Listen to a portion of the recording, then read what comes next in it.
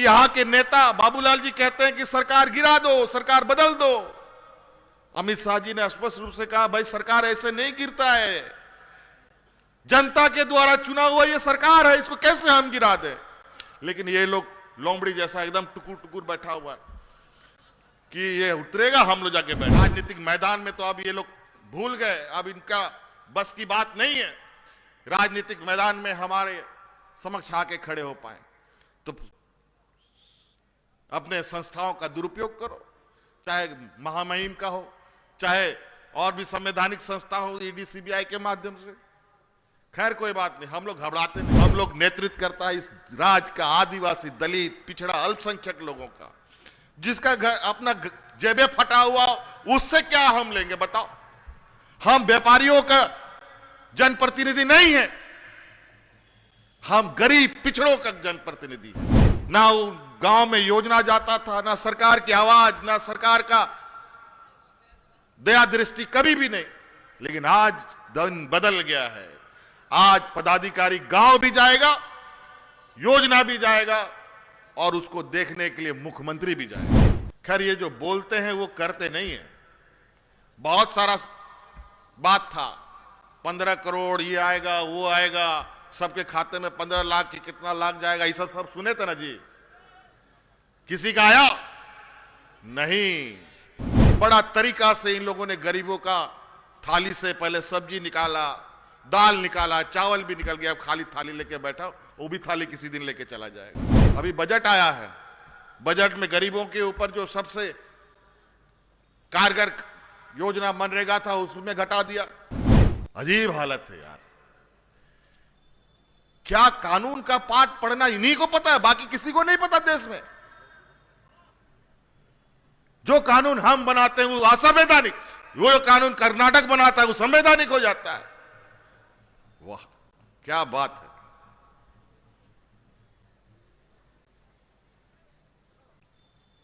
कोई बात नहीं, ये लड़ाई भी लड़ेंगे। सीएनटी एसपीटी पिछला सरकार, ये डबल इंजन की सरकार सीएनटी एक्ट को बदलना चाहता था, एसपीटी एक्ट को बदलना चाहता था। राज्यपाल महोदया द्रौपदी मुर्मू जी ने उसको सरकार को वापस कर दिया कि सीएनटी एसपीटी में कोई बदलाव नहीं होगा। और जब हम सीएनटी एसपीटी को और मजबूत करना चाहते हैं 1932 के मदद से, तो ये लोग बोलता है नहीं, विवाद हो जाएगा, नया विवाद को जन्म दो, मत दो।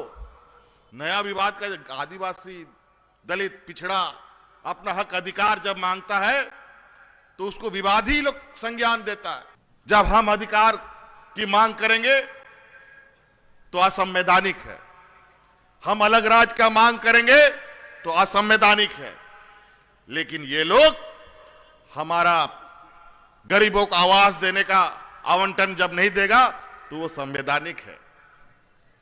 हम अधिकार मांगेंगे, हमको अनाज एफसीआई से दो, वो नहीं मिलेगा तो वो संवैधानिक है। क्या बात है।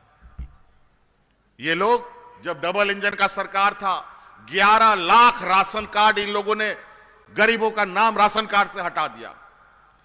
हम सरकार बनने के बाद 20 लाख अतिरिक्त हरा राशन कार्ड बना करके गरीबों को उससे जोड़े।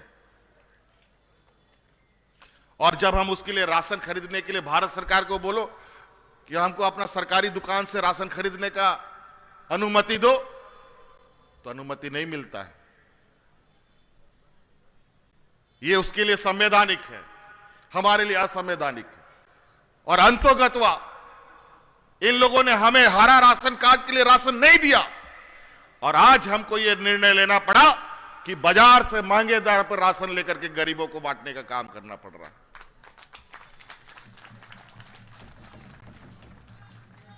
तो अजीब हालत है। आज राज्य का 1,36,000 करोड़ रुपया जो खनिज संपदा निकाल करके कोयला खदान वाला सब सरकार का पैसा नहीं दिया। आजादी के बाद सरकारी जमीन से निकला हुआ खनिज संपदा का 1 रुपया इन लोग नहीं दिया। भारत की आजादी के बाद जब हम पलट के देखे तो 1,36,000 करोड़ रुपया का बकाया हमारा निकल गया। हम बहुत खुश हो गए कि अगर इतना पैसा मिल जाएगा तो फिर तो इस राज को अगले 10 साल के अंदर जो पिछड़ा राज का इसका कलंक है, इसको हम लोग धो देंगे। लेकिन दुर्भाग्य, जब 1,36,000 करोड़ का मांग करने पहुंचे तो उन लोग का माथा चकरा गया कि इतना बड़ा पैसा कैसे देंगे, भारत सरकार खुद नंगा हो जाएगा। तो हमारे पीछे भेज दिया, भाई सांप सब जाओ उसको काटो, सीबीआईडी करके इधर उधर से सब, रोजगार भी बंद।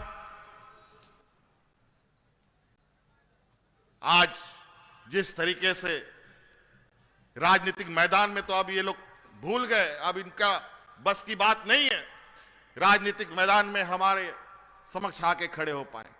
तो अपने संस्थाओं का दुरुपयोग करो, चाहे महामहिम का हो, चाहे और भी संवैधानिक संस्था हो, ईडी सीबीआई के माध्यम से। खैर कोई बात नहीं, हम लोग घबराते नहीं है। हमसे मिलेगा क्या यार, हमारे घर में जाके तुमको मिलेगा कौन चीज? हम नेतृत्व करता किसका है तुमको मालूम है? हम लोग नेतृत्व करता इस राज का आदिवासी, दलित, पिछड़ा, अल्पसंख्यक लोगों का, जिसका घर अपना जेबे फटा हुआ, उससे क्या हम लेंगे बताओ? हम व्यापारियों का जनप्रतिनिधि नहीं है, हम गरीब पिछड़ों का जनप्रतिनिधि हैं। व्यापारियों का जनप्रतिनिधि तो आप लोग हैं, जिसका पार्टी ऑफिस 1,000 करोड़ रुपया का बनता हो, जिसका हर देश का हर जिला में संगमरमर का ऑफिस बनता हो। कहां से आता है उसका पैसा? कहां से पैसा आता है? आज यहां पर इसको अपने झारखंड के लोगों पर विश्वास नहीं है। इस राज को तो इन लोगों ने चारागाह बनाया। इस देश का सोने का चिड़िया कहे जाने वाला राज है, लेकिन यहां का लोग भूखा नंगा, बिना बिजली का, बिना पानी का, बिना सड़क का। अभी हम कल परसों एक जगह गए थे, बूढ़ा पहाड़, उसी पंचायत में एक गांव है चेमो। गर्व होता है और हम लोग छाती गर्व से फूलता है कि हम सिद्धू कान्हू का वंशज हैं, बिरसा मुंडा का वंशज है। आज उस चेमो गांव नीलांबर पीतांबर का जन्म स्थल था, और नीलांबर पीतांबर हमारे सिद्धू कान्हू, बिरसा मुंडा जैसे एक ऐसा योद्धा जो इस राज के आदिवासी, दलित, पिछड़ा, जल जंगल जमीन का लड़ाई करते करते शहीद हुआ। उस गांव का ये हालत। हम बोले ये तो बहुत मुश्किल है।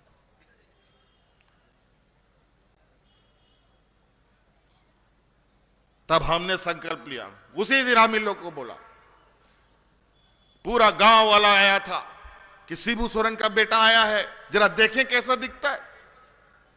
ये देखने के लिए आया।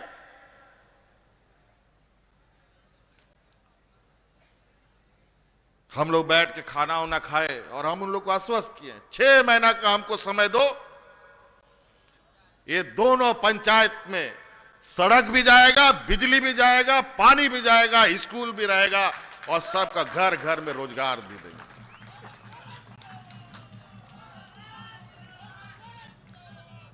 उस पर काम चल रहा है। और वहां का जंगल ऐसा है कि पैर रखना मुश्किल है। कहां बम छुपा रखा है, कहां लैंड माइन्स रखा है। वहां गांव के लोगों को, जानवरों को जंगल में जाना मना है। अनेकों जानवर बम के विस्फोटक में उड़ गए, अनेक लोग मारे गए, ग्रामीण लोग मारा गया। हम लोग ने इनको कहा है कि थोड़ा दिन आप लोग रुकिए, इस खूबसूरत वादियों, उसमें एक सीआरपीएफ का ऑफिसर भी था वहां पर, और वो हिमाचल उत्तराखंड का तरफ का था वो सीआरपीएफ का ऑफिसर। बोला सर, हमको सलामी दिया, बोला सर ये तो बड़ा गजब जगह है। हमको लगा कि उत्तरांचल और हिमाचल में ही इतना खूबसूरत वादियां है, यहां पर इतना खूबसूरत वादियां ऐसा तो हम कभी देखा ही नहीं अपने जीवन में। इतना खूबसूरत जगह है। लेकिन कितना डरावना बना दिया। हम लोगों का कमजोरी, सीधेपन का बड़े तरीके से लोगों ने हमें उपयोग किया है। इसलिए उपयोग किया है कि यहां का लोग सीधा सरल बोका किस्म का है, लेकिन यही बोका लोग समय समय पर हमारे नेतृत्व करता ऐसा मार्गदर्शक लेके चलते हैं जहां हमें मंजिल भी मिलता है और हमें अधिकार भी मिलता है। 30 साल 35 साल हो गया अलग राज के लिए। अलग राज के लिए जब आदरणीय गुरुजी आंदोलन करते थे तो लोग बोलता था असंवैधानिक है, थोड़ी होगा, और ये आदिवासी लोग तो हड़िया दारू पी के पेड़ के नीचे पड़ा रहेगा। लेकिन गुरुजी लड़ाई नहीं हारे, आंदोलन नहीं छोड़ा। गांव गांव, पंचायत पंचायत लोगों को एकत्रित किया। आज संथाल परगना से बूढ़ा पहाड़, छत्तीसगढ़ का बॉर्डर का आदमी आदरणीय शिबू सोरेन जी को पहचानता है। जहां हम लोग सपना में भी नहीं सोचते हैं वहां जाएंगे। बूढ़ा पहाड़ के नाम से लोग का थर थर कांपता है। आज देश में पहला व्यक्ति है जो इतना घनघोर नक्सल प्रभावित क्षेत्र में एक बतौर मुख्यमंत्री के रूप में हम गए। इतना आस उम्मीद, इतना आस उम्मीद, हम ऐसा दर्द कभी नहीं देखा। तो हमने कहा चिंता मत कीजिए, ये नीलांबर पीतांबर का पंचायत है। आदरणीय गुरुजी के द्वारा इस पंचायत से वो यहां से गुजरते हुए गए हैं। हर हाल में इन पंचायतों को हम दिशा दशा बदलेंगे और ये संकल्प के साथ वहां हम काम कर रहे हैं। कौन जाएगा वहां पर? कौन ऐसी जगहों पर लोगों को पूछेगा? आज से पहले ऐसे ऐसे भी गांव है हम लोग का। झारखंड का बनावट ही बड़ा अजीब है। पहाड़, नदी, नाला, जंगल, कोई पहाड़ के ऊपर, कोई पहाड़ के नीचे, कोई गढ़ा के नीचे, ऐसा गांव देहात है।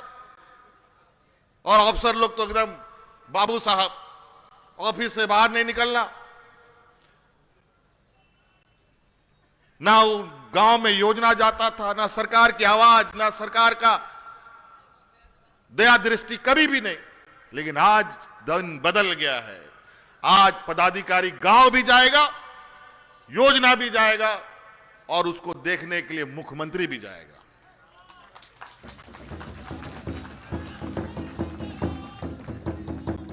आज जिला जिला हम पंचायत, जिला जिला हम सभी योजनाओं का जानकारी ले रहे हैं। अभी 12 जिला हम घूम चुके हैं। अभी हम आए हैं, अब मंत्री लोग आएगा, फिर पदाधिकारी लोग भी आएगा। अब जिला में बैठ के सिर्फ काम नहीं करना है, आप काम को धरातल में जाके देखेंगे, तभी अब हम लोग किसी भी पदाधिकारी का सीआर हम लोग लिखेंगे, उसका जो प्रमोशन होता है, उसका जो आगे बढ़ने का, पास होने का जो नंबर है, नंबर तभी देंगे उन लोगों को। आज एन केन प्रकार हम बनाते हैं असंवैधानिक चीज, वो बनाते हैं संवैधानिक चीज। यही तो 20 साल में किया। 30 साल 35 साल लग गया राज अलग होने में। हम लोग सोचा राज अलग हो जाएगा, अपने से हमारा पेट भर जाएगा, लेकिन ऐसा नहीं हुआ। 20 साल देख लिया। 20 साल में भी बड़ा चालाकी देखिए। इस राज के लोगों को बेवकूफ बनाने का षड्यंत्र देखो। सबसे पहले मुख्यमंत्री बना बाबूलाल मरांडी, लेकिन 1-2 साल में उसको उतार के बैठा दिया, किनारे बैठ। फिर आए हमारे भाई तुर्रम खान, अर्जुन मुंडा जी, वो भी 2-3 साल चलाए, उसको भी उठा के बैठा दिया। कोई यहां का मूलवासी आदिवासी 5 साल पूरा नहीं कर पाया। 5 साल पूरा हुआ है यहां पर, लेकिन 5 साल कौन पूरा किया? छत्तीसगढ़ का आदमी आकर के पूरा किया। क्या कमाल है। उसको अपना ही झारखंडी लोगों पर विश्वास नहीं है तो हम पर क्या खाक होगा।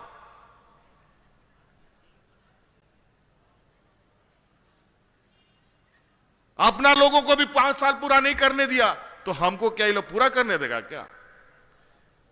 जिस दिन से सरकार बनाए उसी दिन से सरकार बन रहा है इनका। रोज एन केन प्रकार सरकार बनाने की बात करते हैं।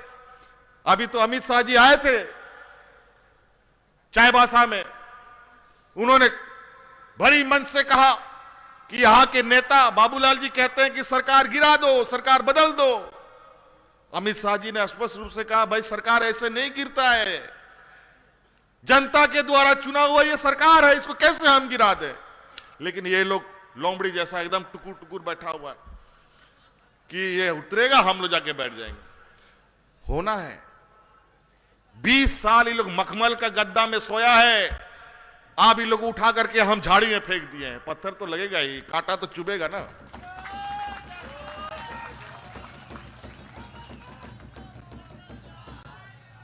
बीस साल में पहली बार अलग राज लेने में हम लोग को 35 साल और राज में मूलवासी आदिवासी का सरकार बनने के लिए 20 साल। कितना दुर्भाग्य की बात है। एन केन प्रकार ये लोग नए नए षड्यंत्र रचते हैं, पार्टी तोड़ो, विधायक तोड़ो, सरकार गिराओ, यही काम। इस देश में जितना भी भारतीय जनता पार्टी शासित राज्य हैं, एक दो को छोड़कर बाकी सब पार्टी को, सभी राज्य में तो इन लोगों ने खरीद फरोख्त करके सरकार बनाई है। और देश के बड़े राज्य के, देश के दुनिया के सबसे बड़ी पार्टी कहते हैं अपने आप को। अजीब हालत है। खैर इन लोग का परिभाषा ही वैसा है, व्यापारियों की पार्टी है, खरीदो और बेचो, यही उसका फॉर्मूला है। खेती बाड़ी से तो उसको लेना देना नहीं है, उसको तो नोट छापने से लेना देना है। आज इसी वजह से तो 5 टका का जो प्लेटफॉर्म टिकट था आज 50 रुपया का हो गया। 5 रुपया किलो नमक आज 50 रुपये किलो हो गया। सरसों तेल 200-250 रुपया हो गया। पेट्रोल डीजल अलग। बड़ा तरीका से इन लोगों ने गरीबों का थाली से पहले सब्जी निकाला, दाल निकाला, चावल भी निकल गया, अब खाली थाली लेके बैठा, वो भी थाली किसी दिन लेके चला जाएगा। यह स्थिति, आज महंगाई आसमान छू रहा है। आज जूता, चप्पल, दूध, दही सब में टैक्स लग गया। अभी बजट आया है, बजट में गरीबों के ऊपर जो सबसे कारगर योजना मनरेगा था उसमें घटा दिया। स्वास्थ्य में भी हमको पता चला है उसमें भी घटा दिया है। व्यापारियों को लाभ जरूर इनके नियम कायदे कानून से होंगे। खैर ये जो बोलते हैं वो करते नहीं है। बहुत सारा बात था, 15 करोड़ ये आएगा वो आएगा, सबके खाते में 15 लाख की कितना लाख जाएगा, ये सब सुने थे ना जी। किसी का आया नहीं। लेकिन हमारी ये झारखंड सरकार जो कहती है वो करके दिखाती है। अच्छा ये बताओ, अच्छा ये हमको बताओ, आप लोग की तरफ से हम सुनना चाहते हैं। जरा आवाज जोर से होना चाहिए। जहां यहां बूढ़ा बुजुर्ग जितना है 60 साल से अधिक, सबको पेंशन देने का कानून बना है। जितना विधवा महिला पहले 40 बछर का होता था और लिमिट होता था, उतने ही विधवा लोग को मिलता था पेंशन। अब विधवा का कोई समय नहीं, कभी भी लोग विधवा हो सकता है। महिलाएं जब विधवा होगी उसी दिन से उसको पेंशन मिला है, यह कानून बना दिए। और कितना है कोई गिनती, जितना लोग है सबको पेंशन मिलेगा। यह भारत का पहला ये राज्य, गरीबी इस राज्य में सबसे अधिक है। और योजनाबद्ध तरीका से यहां गरीबी बनाई गई है, पिछड़ापन किया गया है इस राज्य को, ताकि हमारा आर्थिक रूप से विकास ना हो, मानसिक रूप से विकास ना हो, राजनीतिक रूप से विकास ना हो और बौद्धिक रूप से हमारा विकास ना हो। बायोम सालों से मेडिकल एग्जाम प्रिपरेशन के लिए झारखंड में है सिर्फ एक नाम, बायोम, जिसने दिए हैं highest number of selection from Jharkhand in NEET 2022। और अब बायोम लेकर आए हैं नीट 2023 में अपीयरिंग स्टूडेंट्स के लिए सुनहरा मौका। ज्वाइन करें 4 months crash course starting from 9 January 2023। Enroll now. Biome, a leading institute for pre-medical exam. thefollowup.in. Like, share, and subscribe. www.thefollowup.in